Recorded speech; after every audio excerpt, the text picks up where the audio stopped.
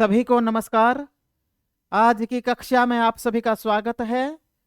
आज हमारा विषय है संस्कृत शिक्षायाः महत्वम। आप सब जानते हैं संस्कृत शिक्षा के, संस्कृत भाषा के बहुत सारे महत्व हैं और उन सभी महत्वों में भारतीय शिक्षा व्यवस्था में संस्कृत का क्या स्थान है। न सिर्फ भारतीय शिक्षा व्यवस्था में और विदेशों में भी संस्कृत का क्या स्थान है, आप भलीभांति परिचित होंगे। आज हम चर्चा करते हैं भारत संस्कृत शिक्षा, भारत में संस्कृत शिक्षा व्यवस्था और संस्कृत का महत्व। तो आइए जानते हैं। भारते अनेकाः भाषाः, अनेकाः परंपराः, अनेके धर्मः, देवः, उत्सवाश्च विद्यन्ते। आप जानते हैं विविधता का राष्ट्र है हमारा भारतवर्ष। अनेक प्रकार की विविधताएं हैं, धर्म के संदर्भ में, संप्रदाय के संदर्भ में। अनेके धर्मः सन्ति, अनेके देवाः स्तूयन्ते, विविधाः भाषाः सन्ति अस्माकं राष्ट्रे। हमारे राष्ट्र में इस प्रकार आचार विचार, भाषा, भोजन, वस्त्र, हमारी धार्मिक मान्यताएं,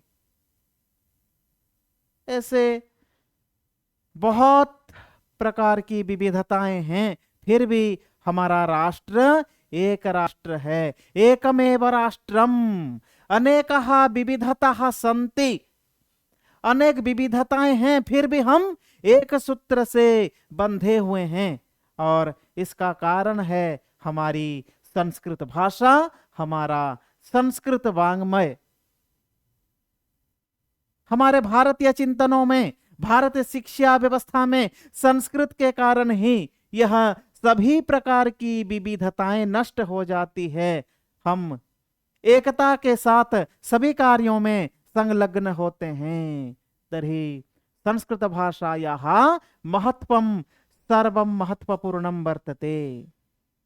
भारतीय एकता को, भारत की अखंडता को अक्षुण्ण रखने के लिए संस्कृत भाषा का महत्वपूर्ण योगदान रहा है।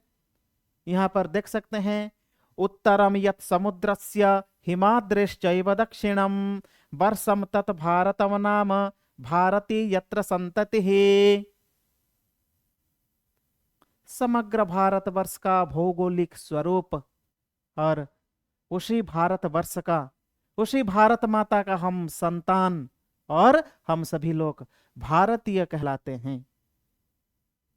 इस प्रकार के अनेक मंत्र, अनेक सूक्तियां हमारी राष्ट्रीय एकता को, अखंडता को प्रदर्शित करती हैं। देख सकते हैं, आनो भद्रः क्रतवो यान्तु विश्वतः संघछद्वं संवदध्वं संवो मनांसि जानताम् उदारचरितानां तु वसुधैव कुटुम्बकम् समानीव आकुतिः समाना हृदयानि वः समानुमन्त्रः समितिः समानी समानं मनः सह चित्तमेषाम् समानमन्त्रम् अभिमन्त्रयेवः समानेन वो हविषा जुहोमि।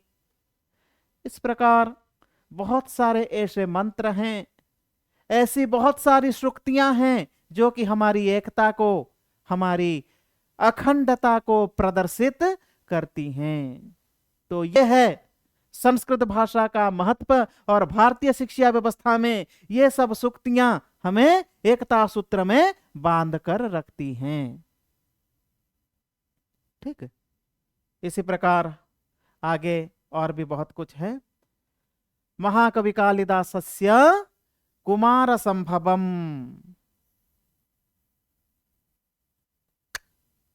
ये जो कुमार संभव महाकाव्य है, इसमें अस्माकं भारतस्य भौगोलिक चित्रस्य उपस्थापन पूर्वकम अस्मान एकता सूत्रेण बध्नाति। भौगोलिक चित्र को प्रदर्शित करता है कुमार संभव। फिर महामुनि वैयाकरण पाणिनि अष्टाध्यायी ग्रंथ की रचना करते हुए उसमें सभी भाषाओं को विधिबद्ध तरीके से, श्रृंखलाबद्ध तरीके से हमारे सामने प्रकटित करते हैं, उपस्थापित करते हैं, जिससे कि भाषा नियंत्रित होती है, भाषा सुव्यवस्थित होती है। और इसके अनुसार हम सभी भारतीय भाषाओं का प्रयोग करते हैं। व्याकरण सूत्रों के अनुसार, नियमों के अनुसार जो सुनियोजित भाषा हमारे सामने आती है, उसी भाषा का हम श्रृंखलित तरीके से, व्यवस्थित तरीके से प्रयोग करते हैं। इसलिए महामुनि पाणिनि को क्या कहा जाता है? व्याकरणस्य पिता, फादर ऑफ ग्रामर के नाम से जाना जाता है। किसको? व्याकरण पाणिनि, पाणिनि को। ठीक है। फिर व्यासेन लिखितम ब्रह्मसूत्रम।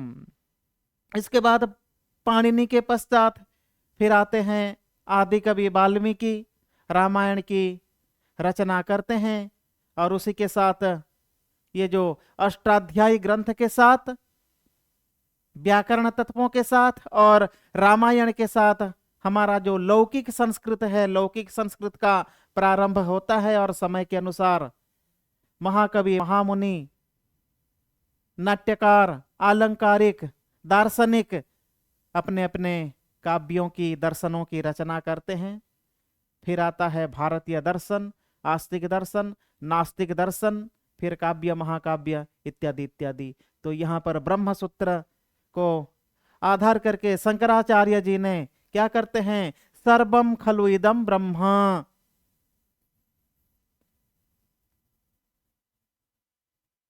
इसी तत्व को, इसी वाक्य को आश्रय लेकर ब्रह्मसूत्रस्य शारीरिक भाष्यम, शारीरिक भाष्य की रचना करते हैं।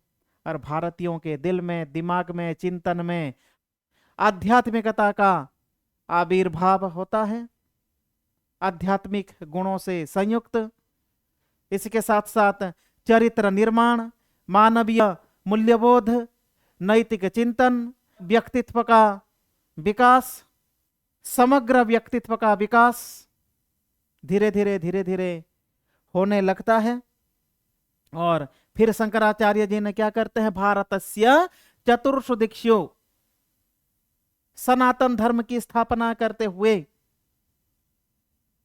मानवों के हृदय में आध्यात्मिकता को जागृत करने के लिए, हमारी संस्कृति के प्रति निष्ठा भावना को जागृत करने के लिए समग्र भारतवर्ष का भ्रमण करते हुए हमारे भारतवर्ष के 4 दिशाओं में 4 मठों की स्थापना करते हैं शंकराचार्य जी, पूर्व, पश्चिम, उत्तर और दक्षिण प्रांतों में। और इसी के साथ भारतीय संस्कृति का विकास, भारतीय संस्कृति का प्रचार प्रसार होने लगता है। और संस्कृत वाङ्मय का जो महत्व है उसका भी विस्तार होने लगता है।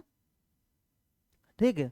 और समय के अनुसार हमारे भारतवर्ष में अनेक विश्वविद्यालयों की स्थापना होती है, कई आधुनिक विश्वविद्यालय, और समय के अनुसार संस्कृत विश्वविद्यालयों की स्थापना होती है। और उन सभी विश्वविद्यालयों में संस्कृत का अध्ययन, अध्यापन प्रक्रिया प्रारंभ होती है। आधुनिक विश्वविद्यालय एवं पारंपरिक विश्वविद्यालय, इन सभी विश्वविद्यालयों में अध्यापन आरंभ होता है। यहाँ पर आप देख सकते हैं, भारते विविध विश्वविद्यालयेषु संस्कृतस्य अध्ययनस्य व्यवस्था, अनेक विश्वविद्यालयों में अध्ययन की व्यवस्था है। और केचन संस्कृत विश्वविद्यालयः अपि संस्थापितः वर्तन्ते, अनेक संस्कृत विश्वविद्यालयों की स्थापना होती है। और उन सभी विश्वविद्यालयों में संस्कृत का अध्यापन प्रक्रिया, अध्ययन प्रक्रिया संचालित होती है। जैसे आप देख सकते हैं, केंद्रीय संस्कृत विश्वविद्यालय नई दिल्ली, श्री लाल बहादुर शास्त्री राष्ट्रीय संस्कृत विश्वविद्यालय नई दिल्ली, राष्ट्रीय संस्कृत विश्वविद्यालय तिरुपति, यहाँ संस्कृत शब्द 2 बार आ गया, राष्ट्रीय संस्कृत विश्वविद्यालय तिरुपति, श्री जगन्नाथ संस्कृत विश्वविद्यालय पुरी, कामेश्वर सिंह दरभंगा संस्कृत विश्वविद्यालयः दरभंगा, संपूर्णानंद संस्कृत विश्वविद्यालयः वाराणसी, कविकुलगुरु कालिदास संस्कृत विश्वविद्यालयः रामटेक, श्री शंकराचार्य संस्कृत विश्वविद्यालयः कालड़ी, और उसी प्रकार आगे भी हम देख सकते हैं लोकमान्य संस्कृत विश्वविद्यालयः येवला महाराष्ट्र। इस प्रकार जगतगुरु रामानंदाचार्य राजस्थान संस्कृत विश्वविद्यालयः राजस्थान जयपुर में, श्री सोमनाथ संस्कृत विश्वविद्यालयः वेरावल, उत्तराखंड संस्कृत विश्वविद्यालयः हरिद्वारम, श्री वेंकटेश्वर वैदिक विश्वविद्यालयः तिरुपति, महर्षि पाणिनि संस्कृत एवं वैदिक विश्वविद्यालयः उज्जैन में, कर्नाटक संस्कृत विश्वविद्यालयः बेंगलुरु, कुमार भास्कर वर्मा संस्कृत एवं पुरातन अध्ययन विश्वविद्यालयः नलवाड़ी, श्रीराम संस्कृत महाविद्यालयः नासिक, महर्षि वाल्मीकि संस्कृत विश्वविद्यालयः मुंदड़ी कैथल जो हरियाणा में स्थित है। इसी प्रकार अनेक संस्कृत विश्वविद्यालय हमारे भारतवर्ष में संस्थापित हैं, प्रतिष्ठित हैं, और इन सभी विश्वविद्यालयों में संस्कृत की शिक्षा दी जा रही है। और ये जितने सारे भी विश्वविद्यालयों का नाम यहाँ पर प्रदर्शित है, इनमें से कई विश्वविद्यालयों के अंतर्गत अनेक आदर्श विद्यालय, आदर्श महाविद्यालय एवं महाविद्यालय भारतवर्ष के विभिन्न क्षेत्रों में संस्थापित हैं। और यह सभी संस्थाएं संस्कृत का प्रचार प्रसार और विशेष करके भारतीय संस्कृति का प्रचार, कहा जाता है भारतस्य प्रतिष्ठेत्वे संस्कृतम संस्कृतिस्तथा, इस उक्ति की सार्थकता को प्रदर्शित करते हुए इन सभी विश्वविद्यालयों ने संस्कृत की शिक्षा प्रदान करते आ रहे हैं। समग्र भारतवर्ष में संस्कृत की शिक्षा संचालित है और इसके साथ साथ अनेक आधुनिक विश्वविद्यालयों में भी संस्कृत विभाग हैं और उन्हीं सभी विभागों में संस्कृत की शिक्षा दी जा रही है। और इसी संस्कृत शिक्षा से भारतीय संस्कृति उत्तरोत्तर उन्नति को प्राप्त हो रही है।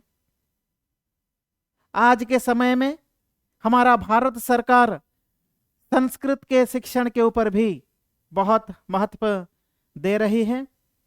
विशेष करके राष्ट्रीय शिक्षा नीति 2020 में भारतीय ज्ञान परंपरा को बढ़ावा देते हुए समग्र भारतवर्ष में संस्कृत शिक्षा की व्यवस्था हो। समग्र विश्वविद्यालयों में जितने सारे भी भारतवर्ष में विश्वविद्यालय हैं, भारतीय ज्ञान परंपरा के अनुसार शिक्षण व्यवस्था संचालित हो। IKS इंडियन नॉलेज सिस्टम, भारतीय ज्ञान परंपरा को सभी छात्र जाने, समाज में सभी वर्ग भारतीय ज्ञान परंपरा से परिचित हो।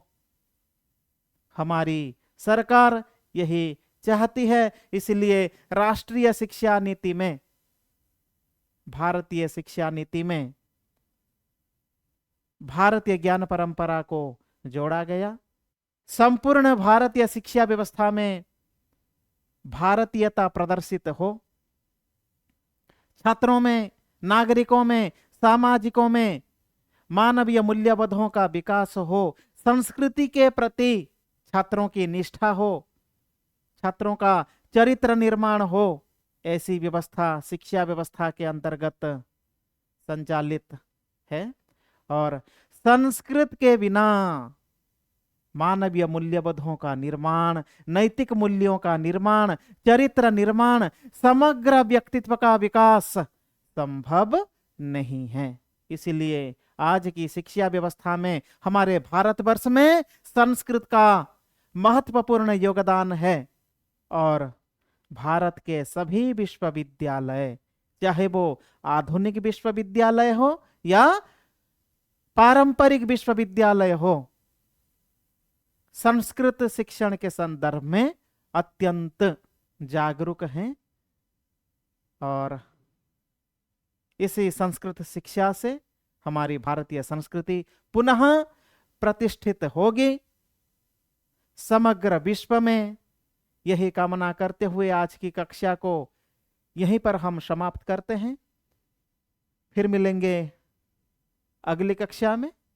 जयतु भारतम, जयतु संस्कृतम, जयतु भारतीय संस्कृति। पुनर्मिलामः अग्रिम कक्षायां। नमो नमः।